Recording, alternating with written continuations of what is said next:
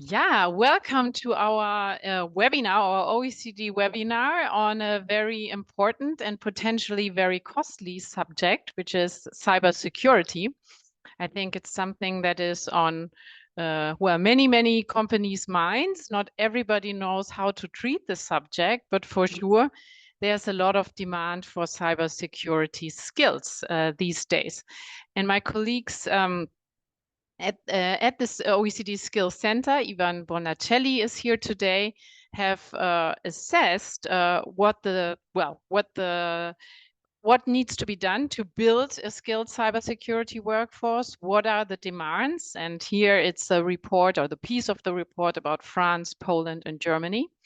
And they've also already looked into how people can be trained, who needs to be trained, what are the needs. So that's great. And Iván will tell us, give us a glimpse of the main results of the reports. And after that, of course, as always, we have combined a set of experts from the countries involved. So I'm very happy that we will be talking to Aneta Legenza, who's from Ernst & Young in Poland. Raphaela Schätz is from the Cybersecurity Training Lab at Fraunhofer Academy. So she knows all about the training of cybersecurity skills. And so does Pierluigi Delgiudice, who's from ReDI in cyberspace. And that's it. So, Iván, without further ado, I give you the screen and the word, and we are looking forward to your remarks and your insights into the field of cybersecurity skills in France, Poland, and Germany. Thank you, Nicola. Thank you so much, thank you for the invitation to present this very important piece of work. Let me just very rapidly share my screen so we can start talking about the main results. Let me know if you can see the screen. Perfect. Okay, great. So as I was mentioning, thank you again for the opportunity to present the latest report that is part of a wider project that dig into the different strategies and challenges that the cybersecurity sector is facing. And in our latest report is mainly focused on Europe, where we get some insight from France, Germany, and Poland. The report itself comes in a very, let's say, very key moment. There is the widespread use of new technologies like AI and cloud computing that has brought together significant benefits, but as you might have noticed, has very fastly escalated risk of cyber attacks. This has certainly amplified the demand for cybersecurity professionals, which has led to a nearly 4 million workers in the labor market worldwide. Given that these cyber attacks are translated normally to a very high cost, it's very important to address the skill shortages and understand how the supply and demand, the dynamics happen on the cybersecurity labor market.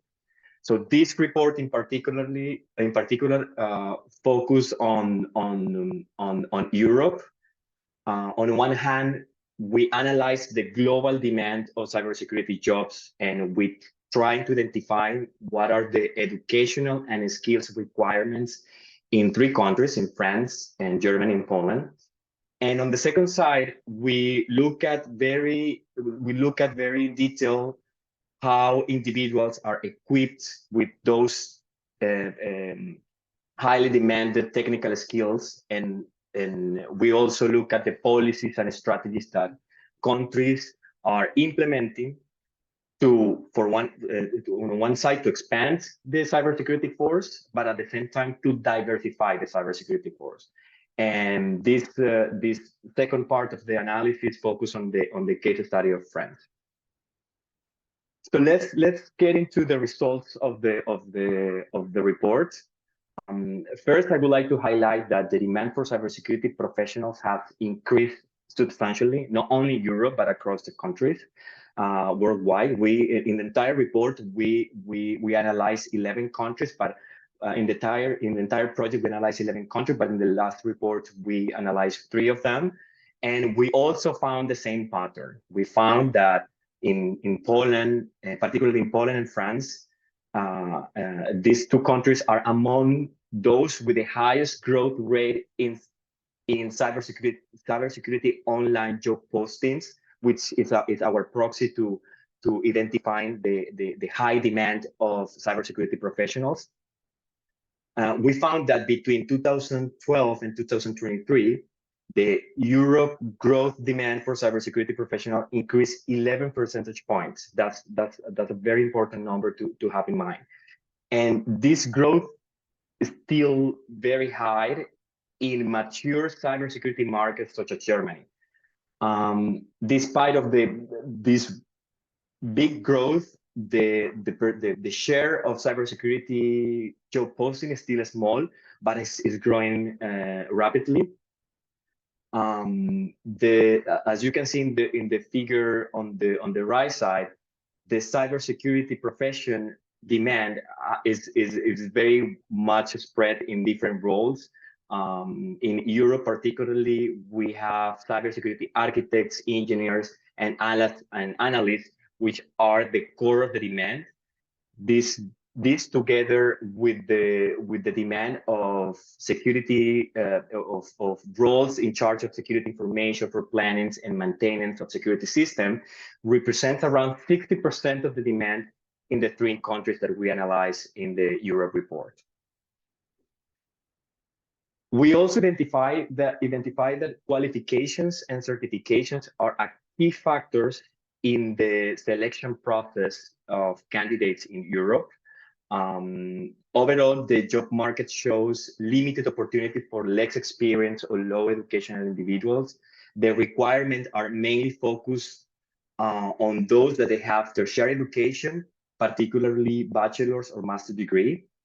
As you can see in figure 4, it shows that for instance, in Germany and Poland, the bachelor degree is the most prevalent education requirement, while in the French case, employers explicitly mention that the most important or the baseline for as educational requirement are candidates with master degrees and more advanced skills.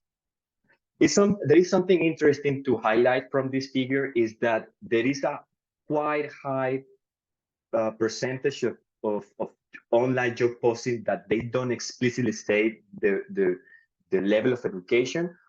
It's around 30% and 35%. This must be likely due to that part of employers are increasingly focusing on trying to get cybersecurity professionals through experience or through those signaling informal forms of education like training or not formal training. So there is kind of like a shift towards more skills-based hiring approach on this sector in particular. The granularity of online job posting allow us to explore a specific demand for skills, technologies, certifications. The results of this for Europe indicate that the cybersecurity job market demands a combination of technical expertise, but also professional and more transversal skills. On the technical side, we have that computing system knowledge on cybersecurity standards and frameworks are key. In Europe, specifically, technical skills such as ICT security legislation and standard legislation and standards in encrypting and programming are becoming on the top skills required by employers. There are also included analytical skills that are considered very relevant, which are communication skills, understanding of the business processes, but also leadership. So this first part focused on trying to understand the demand side, how the demand side has been set, and what are the type of skills and roles that are demanded in the cybersecurity sector. We then look at one of these countries very closely, and specifically, we look at the provision and the different policies and strategies that have been created to boost the cybersecurity profession. We focus on France, and we found that in the case of France, there are multiple educational pathways that get people into cybersecurity roles. We find that France integrates basic technical cybersecurity skills and concepts into vocational upper secondary education, which is at the end of basic education, which facilitate the transition to more specialized and advanced training field.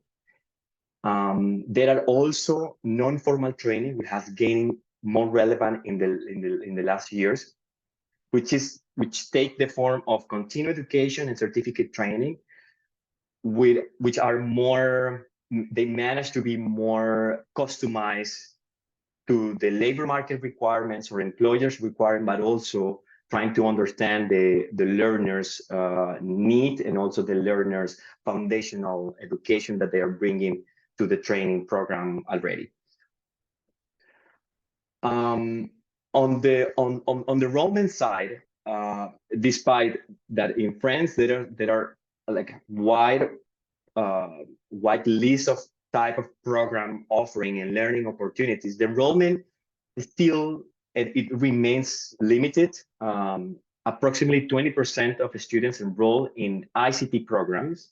They engage in cybersecurity training, which is a quite small percentage. The structure of the educational system, the cybersecurity skills that require the cybersecurity skill requirement, but also the ICT foundation that the student come with, may play an important role why this enrollment is still very low. In France, cybersecurity training is accessible through vocational education, as I pointed out before. But enrollment, as you can see in the figure on the right side, enrollment is highly concentrated in more advanced programs such as bachelor degrees and master degrees. Despite the French government has made important efforts to diversify the cybersecurity workforce, the professions lack diversity. Females continue to be underrepresented in the sector, similar to what happened in other ICT sector. The proportion of females holding degrees in ICT it's significantly low compared to other fields. Only 16% of ICT graduates in France are women, which is 30% percentage points less than in other fields. If we look at the share of females working as cybersecurity professionals, which are the first bar in panel B, is only 70% of the women who manage to work on the sector.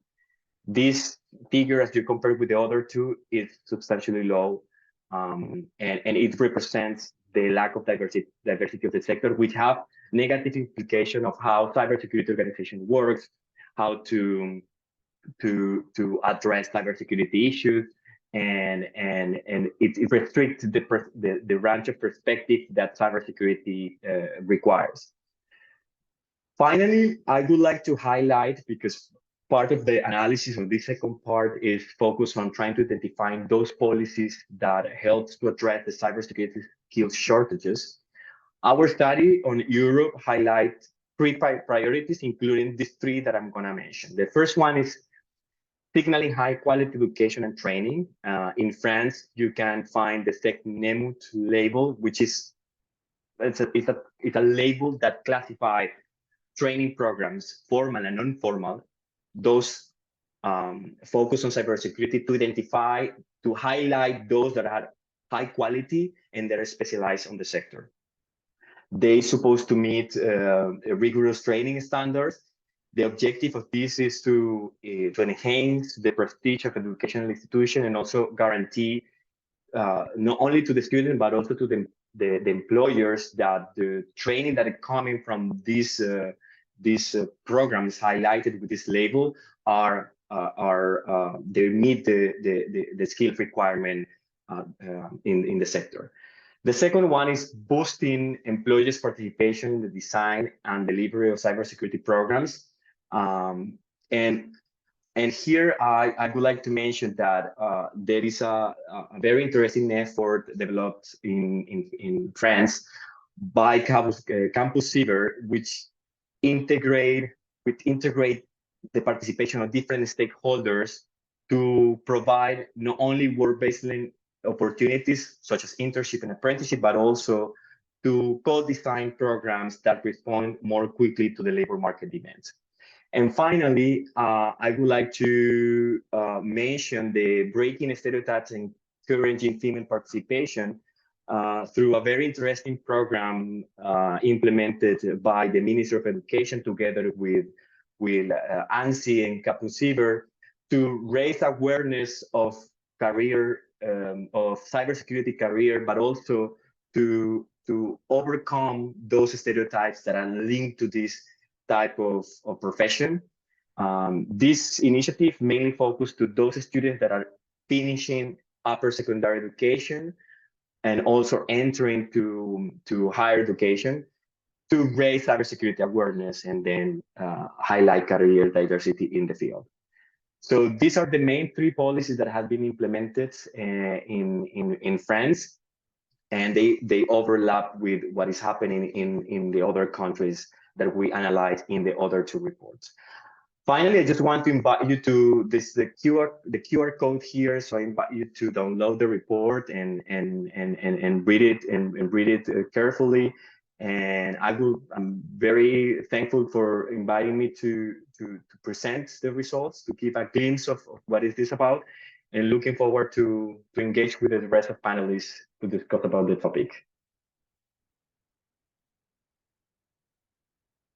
Yeah, thanks a lot, Iván, and very interesting insights. And I think with your results, well, first of all, I want to say that I'm very proud that we have 2 females engaged in cybersecurity here, and at least one is a trained IT specialist. So we're good, we're doing well already, and we show that it's possible. And I would like to start with one of them, Aneta in particular, because there was one statistic that Iván showed that struck me, which was the immense growth of demand for cybersecurity skills in Poland. And I know there are many small firms in Poland, so I would like to, you're a consultant to those firms, I believe. And so perhaps you can give us some insights on the developments in Poland. So are companies waking up to the needs now, and that's why they're asking for more of those skills? And are they even aware of the concrete needs they have, and how to search for the right skills, how to get them? That would be interesting to learn. Yes, I would like to welcome everyone and thank you for having me here. Nicola, I fully agree with this question and with the results of the research. And yes, definitely organizations are more aware, and there are a combination of reasons about it. First of all, we can, at the moment, we are facing a huge crisis in Ukraine and the war, which impacts every one of us. And this is not only a war which is happening in Ukraine, but it's happening in cyber world as well. So we need to protect ourselves and the organization each single, even not a second, but this is nanosecond or even small piece of the time we can think about. It's happening continuously, and all the criminals are unstoppable. They attacked us not only physically, but also in the cyber world. So this is the first reason. The second reason is changing environment and rising awareness, but not only of organizations, but also awareness within the world and regulators. As you know, at the moment, some of new directives are entering our market, and one of them is DORA for financial sector. Another one is NIS2, which will touch most of the organizations in the world. In Europe especially, And we need to adjust ourselves to meet these expectations from regulators. So to do this and to do it properly, organization require great specialists. This is the second thing. The last but definitely not least reason is that Polish market and Polish people and Polish engineering education is really strong. We have very strong talent pool in terms of technology, IT, and also cybersecurity. This is why many organizations like, I don't know, Samsung, HSBC, JP Morgan, and many other worldwide banks placed their competency centers and shared services focusing on IT and cybersecurity in Poland, and they are very successful. Which means, and we have this proven track record and highest quality of the talent present on the market. So why others shouldn't follow this practice and also think about entering this market? In my opinion, these are the main three reasons for this situation. Perfect, Aneta. Thank you very much. And Lars, you're more in the German market, and you know that very well. And you help companies, well, first of all, assess their needs when they adjust digitally and in any way, in fact, and then you also help them find the skills after that. So, and when we talked before, you said, well, there are many, I mean, the SMEs in Germany are typically larger on average than in Poland, but you said there are many of them who are not quite aware of the risk, and then probably also not so much aware of the needs. So yeah, maybe you can describe a little bit what you see, what are the trends in terms of searching for cybersecurity skills among your clients, or you're part of the market that you see. Yeah, happy to do so, and thank you for having me. And what is really interesting, as most of you probably know, like we have this big German Deutsche Mittelstand, the German Mittelstand, which are like companies from something like, I don't know, 100 to a few thousand employees. And what we see, like we have companies to build the right organizational structure when it comes to digital and IT.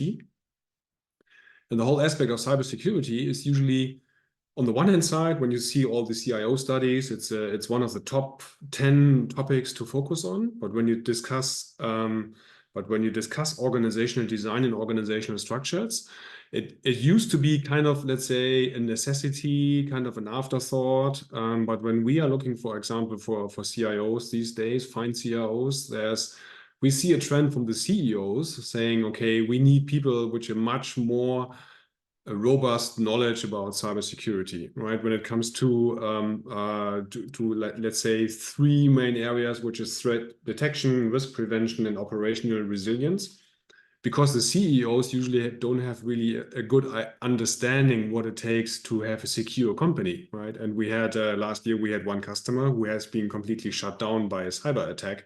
And it's a 1,000 employee, organization, which is not small. And there you see, there's a massive, let's say, risk, especially in the German economy and German business and German businesses, especially the smaller and the medium-sized businesses. And we see they're starting to wake up on the one hand side, but it's really hard to find CIOs, for example, as in the leadership, who has this deep understanding and knowledge, what kind of people they need in their organization to be active in these three areas: threat detection, risk prediction, and operational resilience. And it's coming. And I was actually surprised that we only have such a few numbers of open job vacancies in Germany in cybersecurity. I actually thought it should be, let's say, 10 times of what we see right now, right? There were like 3,000 open job positions in cybersecurity, and I said, well, this should be 30,000 or 40,000, right? Because the cost of a cyber attack is so massive, that usually you need much more people to protect your internal and external systems, especially with cloud emerging, IoT emerging. You see now AI is emerging, and all these elements are potential pitfalls and entries. And yeah, it's quite interesting to see that. I think we are still behind. There's this awareness on the top, but there's not so much, there's not so much, let's say, budget to have the right people on board. And then, of course, we have a skills shortage almost everywhere, because when you even talk to a basic, let's say, IT administrator, the cybersecurity knowledge is still relatively low. Yeah, that's where I want to bring you in, Raphaela, because you, if I understand correctly, the business of the cybersecurity training lab at Fraunhofer is probably mostly continuing learning, right? So you don't have and that would be interesting to me. So is it that perhaps the number that Iván mentioned was so low because, but I don't know, we have to ask Iván, that's the ads that basically have a fully fledged specialized cybersecurity specialist, but how much do basic IT people or just basic, workers need to know about cybersecurity these days? And do you basically cater to those needs? You got my job or our job at Fraunhofer Academy, right? I hope you can hear me well because our tech. Okay, so thank you. And there is for sure a big need for basic cybersecurity skills. But where our focus is at Fraunhofer Academy is really the gap between the commercial training providers and the research, because we are cooperate with universities for applied science and do our own research at the Fraunhofer Institutes, and that is our way how we transfer the knowledge to the industry and to do training with the cybersecurity experts, because the knowledge is evolving. As Lars said, artificial intelligence, quantum computing, all that brings a need for new knowledge for the IT experts. On the other hand, we have also companies who come to us and say, we have our workforce, they need cybersecurity awareness. Can you help us, or how can we train them? And that is not an easy one from a learning science perspective, because I think everybody of us knows such e-learnings and click web-based trainings where at the end I have to do a questionnaire, and then if I have 80 or 100% right, then I'm have a security awareness and everybody is safe, that we act secure. On the other hand, still phishing is a really good way to go into it, to do your cyber attack. And so we need new ways to train, I would say, to train the workforce in the whole company to make them more secure. And that is where the content and the researcher of cybersecurity and how really training works well, what we also know about research, come together, and to integrate that is also something we do at our cybersecurity training labs. Yeah, thanks a lot, Raphaela. And Pierluigi, you're also in the training business with ReDI School. And there was one number that also another number that got me quite interested. It's the high number of ads that don't specify the required formal qualification. And at that point, when I saw that, I really thought, I should have invited a former trainee of ours who's now a professor doing research into AI skills, etc. And his research shows that, well, not cybersecurity, but AI skills, some of those skills now have a value on the market akin to a master's degree or a doctorate. And it's basically informal training. So people learn something, I don't know, image recognition or whatever on the web, and then they say, well, I have this skill, and they can sell it at a good price. So I was wondering, is it something similar for cybersecurity skills, or is it something you see or feel, or do most people think, well, why don't I go to a school, an online school or Fraunhofer lab, and get those skills certified? Is there basically a game changer in the digital field because it's evolving so fast? Sure. Well, first of all, thank you so much for having me here.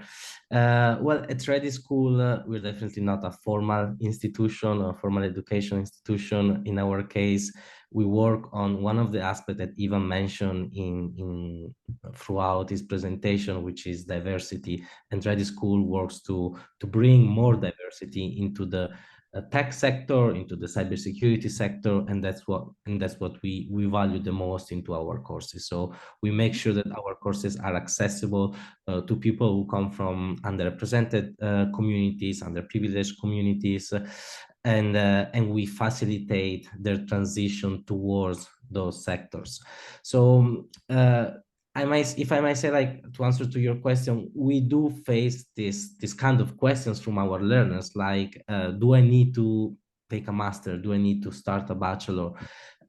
What we believe and what we try to teach to our students is that, you know, they can still leverage those kind of opportunities that organizations like us, Fraunhofer, but many others offer into the market to transition to this sector.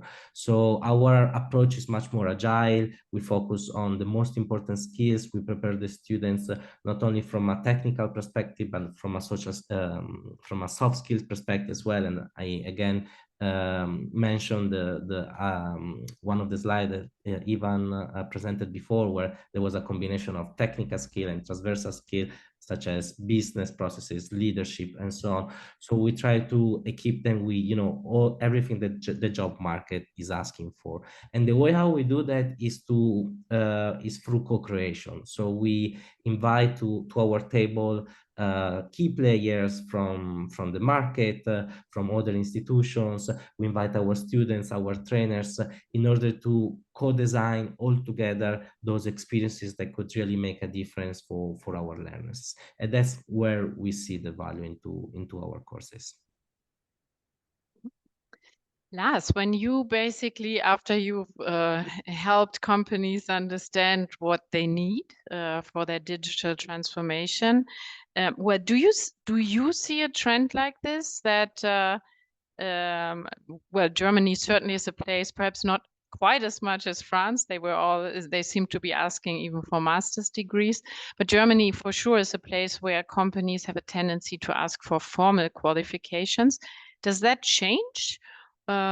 Or Yeah. do you see, well, I think that it's changing overall in IT in general. When we talk to especially to the company leadership, when we are, let's say, mandated to find people, how important is formal education? Then formal education is less important. It depends on what level you are, right? But it's much more important to have either certain certificates, right? Certificates are really, I would say, the new formal education, I would say. It started some time ago, right? In other areas where, when it comes to agile working and so on, that you have all these certification. And it's great to see that we have this, let's say, that is becoming more and more, you know, let's say, formalized when it comes to certificates. But at the end of the day, since we have such a high skill or shortage, or that we have like a shortage of skilled employees in this area, it's really more like, okay, we try to find the common ground, to find the right person, and if the person is not perfect yet, we try to ramp the person up in terms of you know, cybersecurity skills further on, right? Of course, it depends on the level that you're hiring for. I really like what, for example, you know, Fraunhofer is doing. What you said about you know, about all these awareness trainings. I think that is massively important on the end user side. And then you see, and Fraunhofer and ReDI is doing the same, right? On the education, when it really is getting deeper and deeper. But we cannot wait for the people finishing university, because I think the overall threat is exploding, right? There's a massive need, and you cannot cater for the massive need with formal education. So you need to be very, very flexible, and companies really understand it.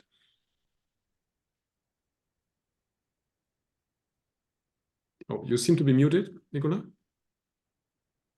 Or at least we cannot hear you right now.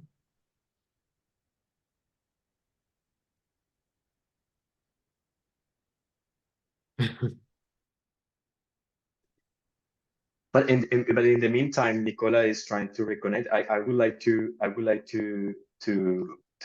mention a couple of things related to what Lars and Pierluigi and Raphaela has mentioned is the fact that I think what is happening in the cybersecurity sector is kind of like it's happening in general in ICT, is that field requirements are becoming more specific and more detailed.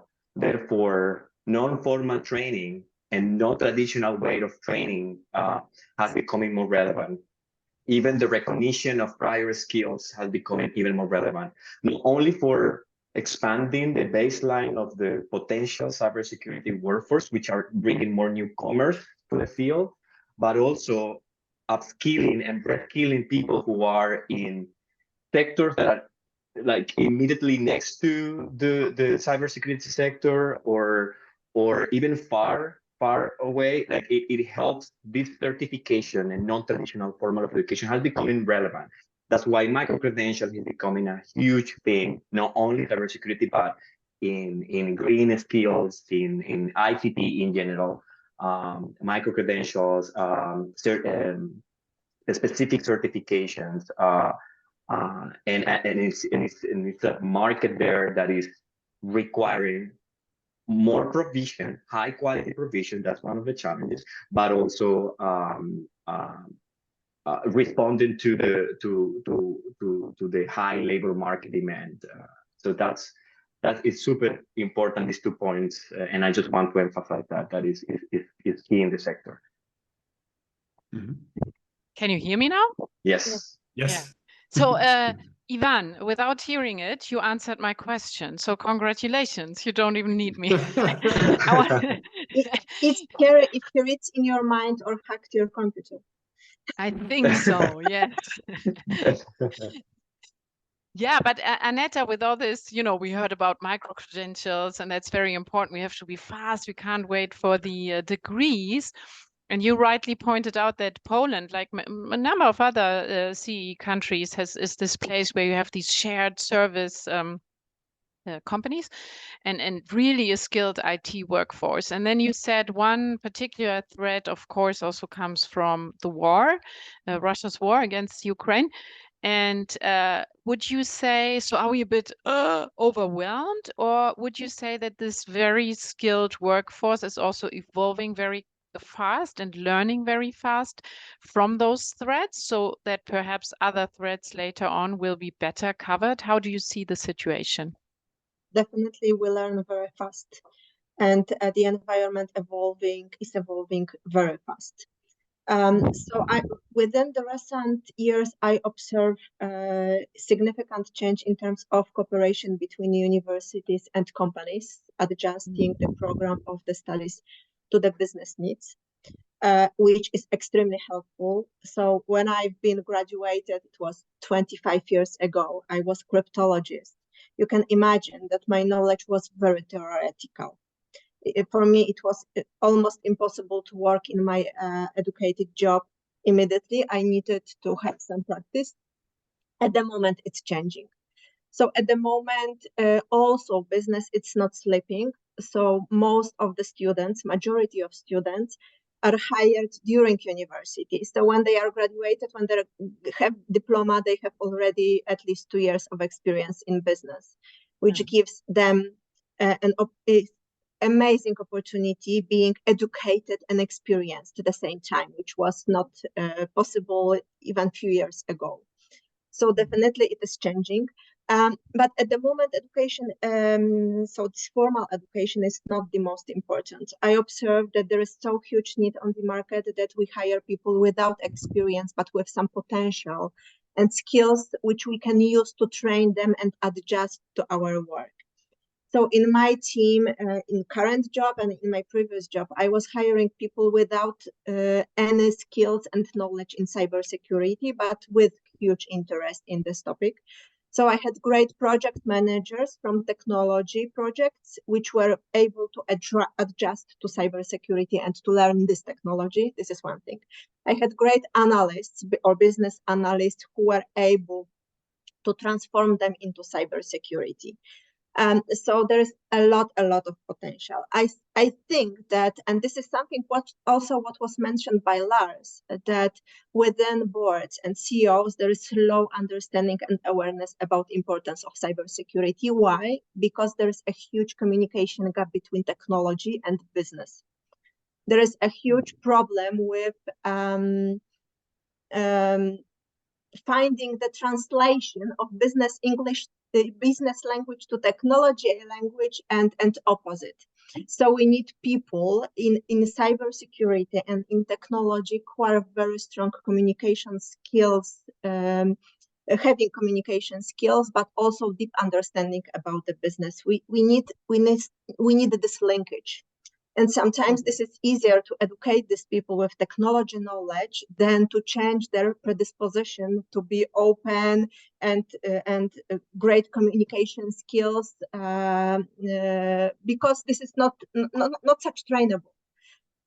So you see, there is a lot of opportunities, and as this gap is so huge, in Poland at the moment we are seeking around 50,000 technology people, and I can clearly say that this is about 10,000, 15,000 only in cybersecurity. So we cannot rely only on universities and on training or educational organizations to train them. We have to do it by ourselves. And there was also a discussion today about competition on the market. At the moment, there is no competition. We need to cooperate because we need to be one step ahead of criminals. This is a continuous learning for all of us. We are like doctors for business and for technology. We cannot stop learning about new medicines and new solutions because criminals are extremely smart. They will find new disease. We need to find solutions for. So we need to also train people and to have new interns and new practitioners who will be learning with us on the job, really on the job, to be able to help us to work hand in hand to protect our world. Thanks a lot, Aneta. And Pierluigi, that makes me think, because you said ReDI is a school that really serves to also to less privileged communities, etc. And Iván was showing, everybody knows, right, that, for example, women are underrepresented in IT. Now, Aneta says you need to have it all: business, communication, and IT skills. And I'm wondering, you know, if you have a woman who really enjoys communication and business, can you train her to become an IT guy or woman or whatever? Or is it better the other way around? Or are there opportunities for everybody? How do you see it? Yeah, sure. Well, I can proudly say that at ReDI School, almost 60% of our students identify themselves as female. It was a long journey, though. When we got started in 2016, 17, 18, well, I think that the percentage was around 10%, 11, 12. So we ask ourselves, why? What are we doing wrong that, you know, we don't attract enough female students to our courses? So it was as I say, a long process where we invited, you know, different women from different communities, part of, you know, the communities that we work with. We invited HR experts, tech experts, and so on. And we try to understand, you know, which were the barriers that were stopping women to study with us. So, as I say, throughout this, again, co-creational process, we managed to slowly increase this percentage. And now in 2024, but we achieved this number more than a year ago. As I say, we have the majority of our students who identify themselves as female. There are some, I think, practical examples that we leverage, you know, when it comes to attract more more women to our courses. And I would say the easiest one is to leverage role models. So through you know, our communication campaigns, marketing, and so on. So we try to give more light, you know, to our female students, in order to show to the ones who maybe are either skeptical or hesitant, that they can find opportunity, they can find a new career into this sector, cybersecurity, IT in general, and so far it's working pretty well. If I might add like a small point that, in my opinion, it was mentioned between the lines in the different the whole discussion that we had so far. What we face as a difficulty when it comes to train new generations of students, of learners, is actually the lack of qualified trainers. This is like a huge challenge that we face in our organization, and that, you know, we try to cope with it as best as we can. But of course, it's really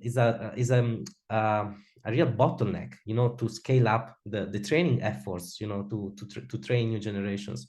So we think that, you know, there must be developed some new policies, for example, to incentivize people who are maybe right now working as cybersecurity professional to transition in teaching roles.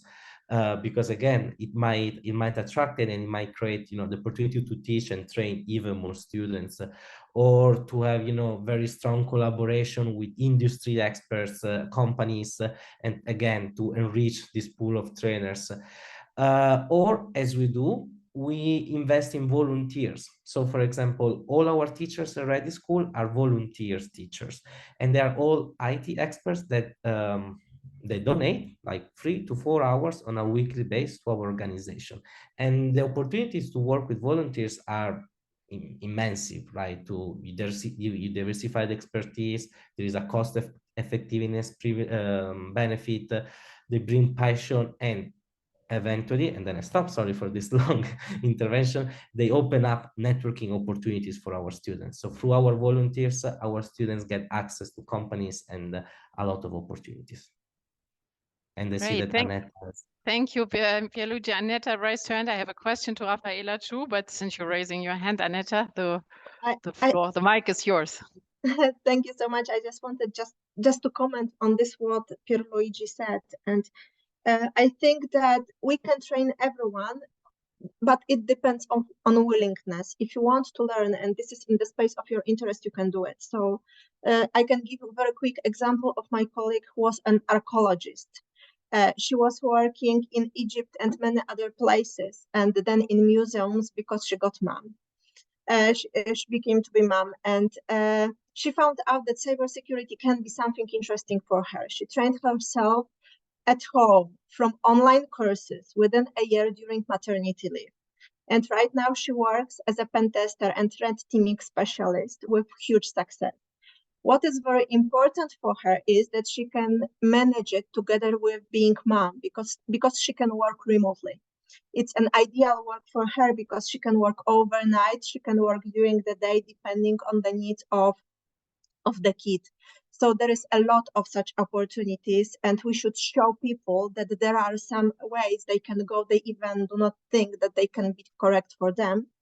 And this is why we started such organizations like Cyberwoman Community, which we have in Poland, and I am a part of, where we are promoting how important it is to activate more women, because we are losing half of the population in this important job.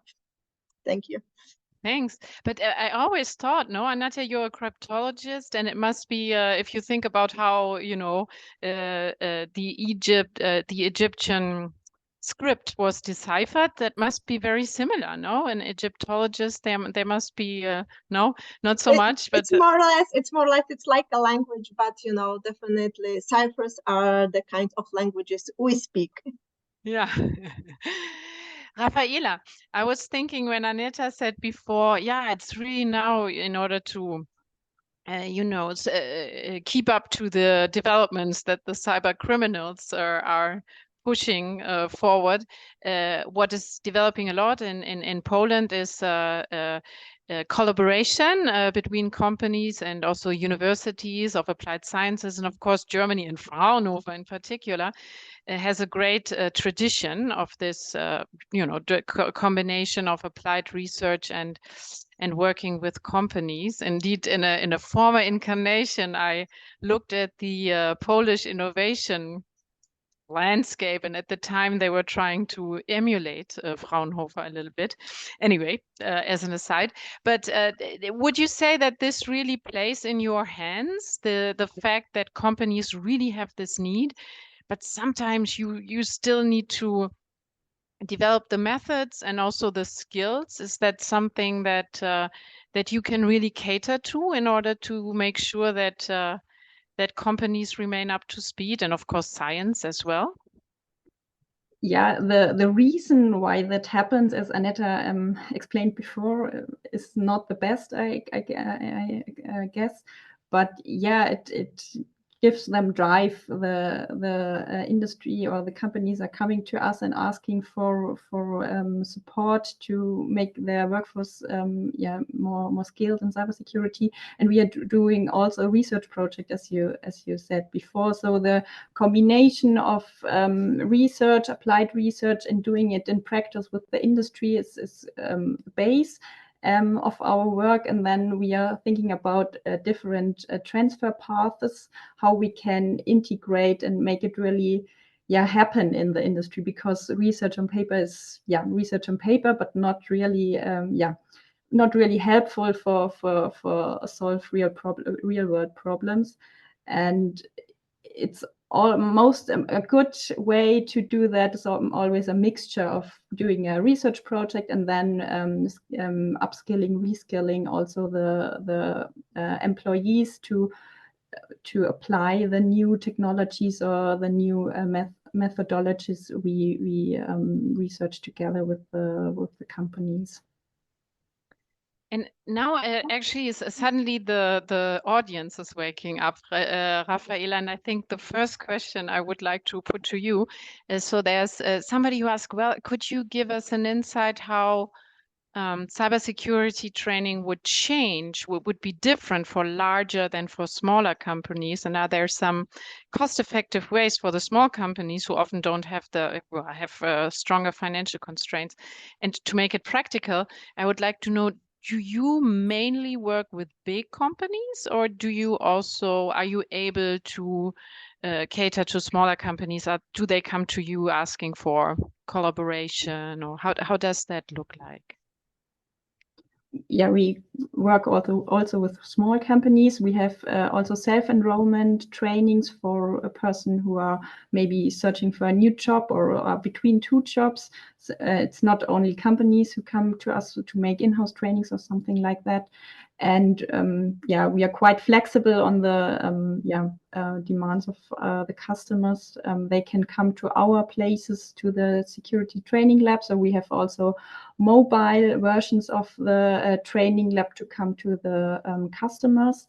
And if a customer doesn't have a bunch of 12 or 15 persons for one training, we also offer the open enrollment or the self-enrollment. Okay. Maybe you can ask again?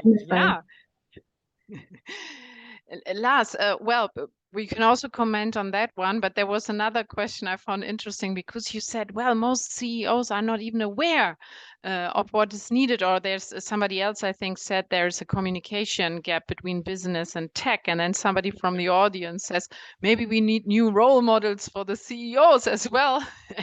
I don't know. How do you see the solutions here?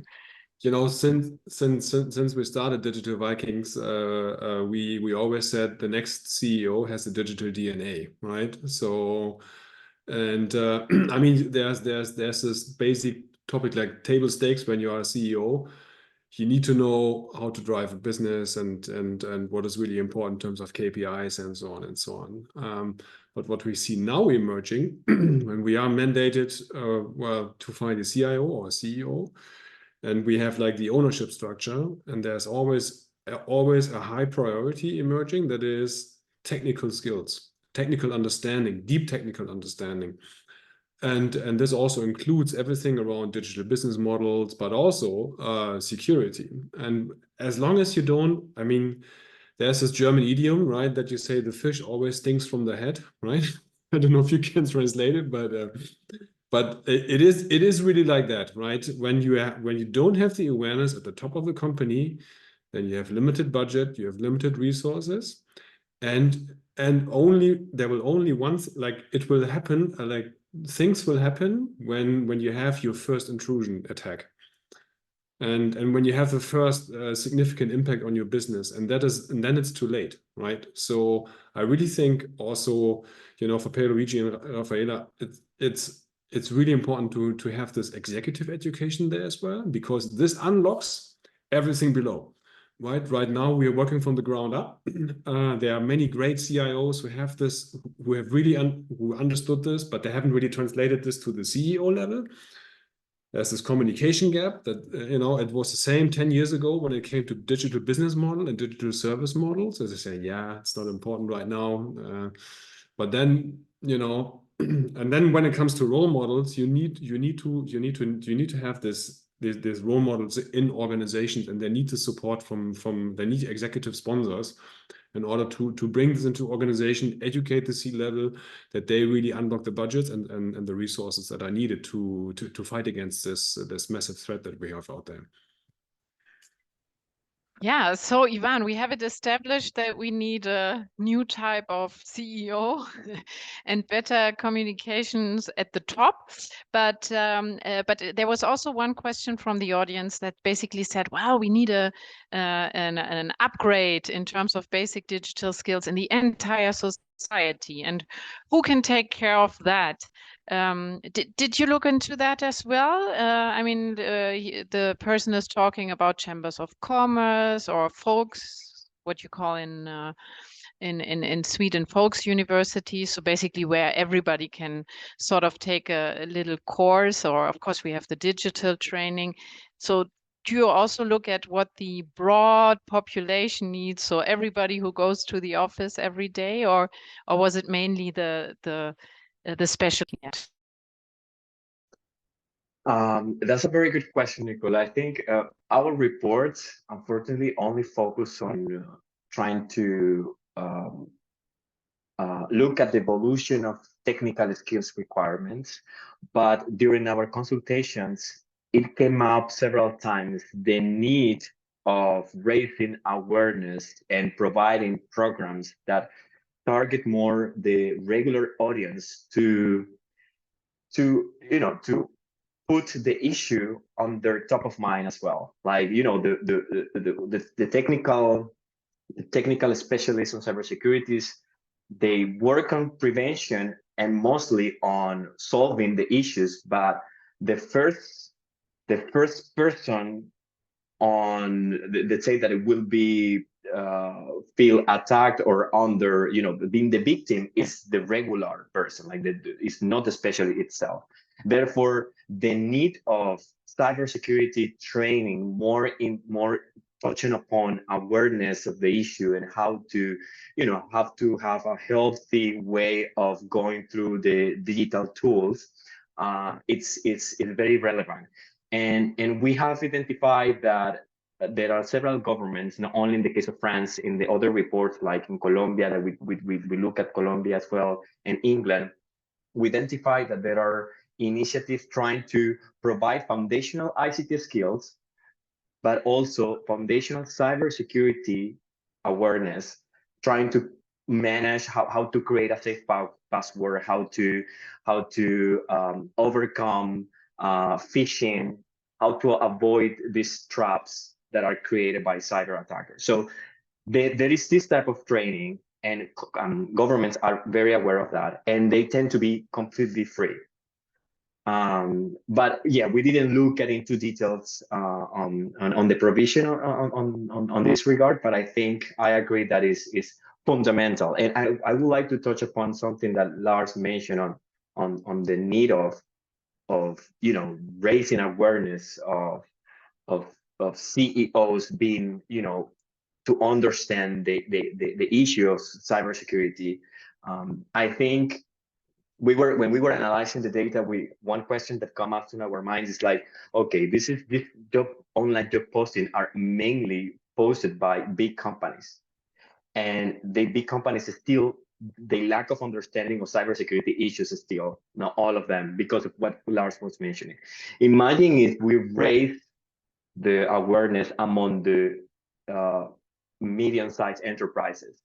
So this is only the tip of the iceberg. I mean, the demand of cybersecurity professionals is quite high, and I think raising awareness is super important to really understand the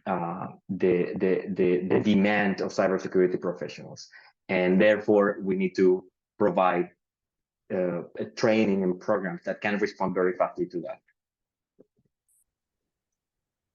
Thanks, Iván. And Aneta, there's a comment in the chat which I find links in very well with something you said before, that you need business skills, communication skills, and IT skills. And Michael Kirsche, he's saying, well, you know, we need better PR campaigns because the word cyber makes many non-technical people think, oh no, God, too complicated. And he thinks we should separate between IT security and information security because it doesn't sound also obscure.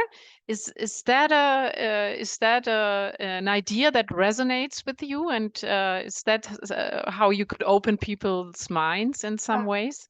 I think that there are two aspects. First aspect is raising awareness within entire society and all workforce within the organization. And this awareness should be continuous project. It shouldn't be one campaign, it shouldn't be one training, it should be continuous program, which is repeated on an annual basis. So it can be every quarter we have something to be trained on cybersecurity. People need to be aware, and we can't let them forget about importance of this topic. This is the first thing. Another thing is that we as cybersecurity specialists should be evangelists of cybersecurity, not only in the organizations, but also in our private lives, and to share with everyone we know about not clicking the links, not opening text messages which can be suspicious, or any other emails or attachments or everything like this. And I am really proud of my husband's parents, my in-laws, that they do not answer any phone from the number they don't know, and they do not say even single word over the phone because they know that it can be signing an agreement if they will say yes over the phone even. So we need to do it on daily basis. But in terms of CEO, I think that the most important language which really gives them understanding about importance of this topic is money. If we don't know what it is always about money. We need to show them that if they will not think about cybersecurity, they will be losing money. Investment in cybersecurity, this is controlled cost. When you need to address an incident, it can be extremely big cost for the organization, not only because of the money, but damage of reputation and stop of the business, which can result with bankruptcy of this organization. What I am really scared of is that many organizations does not have even BCPs, so business continuity plans. They do not think about how important it is, and they do not identify risks connected with cyber threats. Of course, it's changing. Market is more maturing. This awareness is growing. And my most recent finding is that even if in IT, it's quite good, in OT, so operational technology in our factories, this is like a nightmare. If you can imagine that there are even factories where machines are operating on Windows XP, which is not supported for years already. So how we can say about any security? And these factories are connected with the offices. They have the same internet connection. So the criminals can do everything. And usually they will use the weakest place to enter the organization. To CEOs, I would discuss it through the money language. And I will talk about security awareness with everyone on really regular basis. It is better that they will fill in the same training 10 time, and they will say, oh God, I remember it, and I know that in this question answer will be C. Great, because they know something. Yeah, and Raphaela already shared training for schools. But what Aneta just said, Raphaela, intrigued me. This point that CTO, so basically, well, I guess industrial companies, and in production, it's really not widespread, this awareness of cybersecurity threats. Do you see with the companies coming towards you or people looking for training, do you see a development and involvement there? Because there have been really high profile attack cases, no? And somebody in the indeed somebody in the chat said, yeah, the investment always goes up after the attack, right? And I think something that Lars pointed out as well. Do people wake up before the attack now, or is it always after the attack? What's your view there, Raphaela? Yeah, attacks help, but also regulations. So the big, as we heard before, the NIS2 and also the other regulations before brought really a high demand to trainings. So the need that they have to fulfill some regulatories brings companies to invest also in trainings. It's a pity that is sometimes only or mostly the only way, but as we see, it's most of the time necessary. And maybe it can add also what I think another or evolving concept about that is also if something happened, the companies, especially the production industry, has to think about resilience, that they can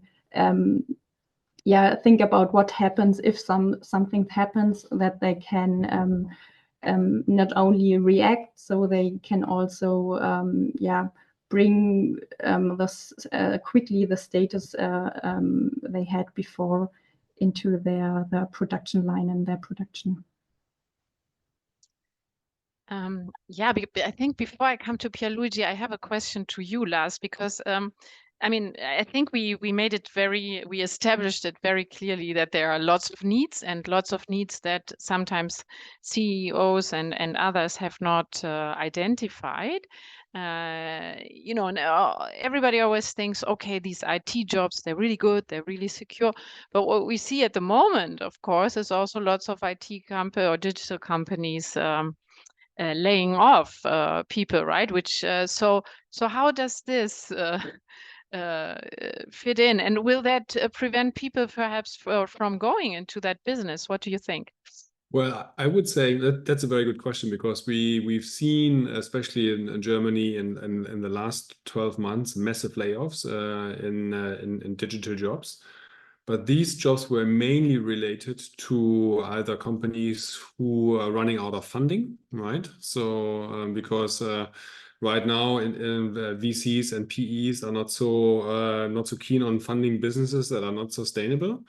On the other hand, my prediction is that we will see that a massive amount of software development jobs will be commoditized through artificial intelligence, and this my hope is that people will shift much more towards cybersecurity and other jobs, because these jobs are really really secure from my point of view, right? Because you will always need these people from a strategic point of view, from an operational point of view, and we will probably see a shift, right? Because there were too many developers out there developing code and so on, but this is becoming easier and easier. And in terms of cybersecurity, this is still complicated, and it's a very evolving topic, since there are new things coming up every day. Like 10 years ago it was the cloud, then IoT came, now we have AI and all the kind of stuff, and there will be new things coming up, right? And every part of the business that will be digitized has a potential cybersecurity threat, and this become more and more and more. So I think we will see a shift. And so all these like talented developers who have an interest in cybersecurity should probably move towards that field, because it's I think it's much more future-proof. Pierluigi, what do you think? Do you see that kind of shift also in terms of interests regarding your courses? Is software development going down and other things like AI, etc., going up? Yes, indeed. If I might share, we do have different tracks in our school. So we have the software developer one, the data analytics one, the cybersecurity one, now the AI one, and the cybersecurity one last year had an increase. Yeah, it had an increase of almost 50-60% in terms of registrations.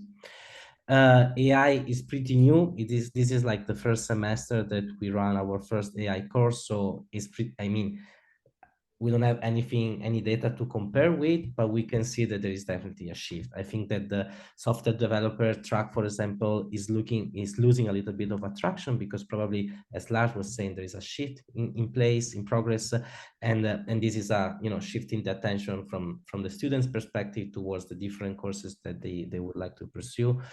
And the cybersecurity one, it has a huge increase. We actually don't have enough places for all the registrations we receive. So normally we have like approximately 200 applications, but we can only take up to 120 students in all the cybersecurity courses. So each semester we decline almost 50% of the application we receive, because we don't have enough capacity to our courses. So now we are trying to set up new partnership with big players such as Microsoft or ICS2 in order to collaborate with them and set up new courses with their volunteers, with their teachers, and channel our students towards those opportunities. Iván, we're almost, our time is running out, but I think the last question goes to you. What I would be interested in, so we learned a lot of interesting things here, and we mainly looked at Germany and Poland. In fact, France was not so much represented, but you looked at, different groups of countries and different studies, right? And well, is this cybersecurity skill market, the needs, etc., is that universal, or do you see important differences across countries? So, for example, I don't know, if all the IT guys are in shared service centers in Poland, why do France and Germany need those skills? Or I don't know, are there any differences, or is it very similar across countries? Nicola, I think there is a very simple answer to that question is yes. It's very similar, because cyber attacks are very similar everywhere. Universal. And and the need of cybersecurity professionals at different level, not only technician, but the most advanced masters and even CEO understanding the cybersecurity issues is important everywhere. And it has been, and there are efforts trying to tackle those issues everywhere. What is maybe becoming a bit different is how the response for each government and the way that the private sector is embracing and trying to manage the cybersecurity skill shortages. For instance, in the case of Latin America, since the ICT foundations are very low, there are a lot of effort to trying to, focus on providing ICT basic skills first, to then embrace the more advanced technical skills. In England and the 5 Eyes countries, which is focused all these Anglo-Saxon countries, it's more focused on how to provide a specific training to tackle a specific skills requirements. And in the case of Europe, it's kind of a mix of both worlds. There is this also need of, since the most responsive training provider is in English, then there is the need of like managing the language as well, English, in order to engage with the most responsive training that is offered. So there are different ways, but the issue is still the same, and the needs still there and increasing. So I will say that it's very, very similar across countries and regions. Well, I think that's a great finish. So we've really learned a lot. Thank you very much, Iván, for kicking it off, and Lars, Aneta, Raphaela, and Pierluigi for giving us the insights of this, well, exciting field. I hope that we have lots of new people interested in acquiring cybersecurity skills in the audience now. And yeah, thank you very much and have a good afternoon.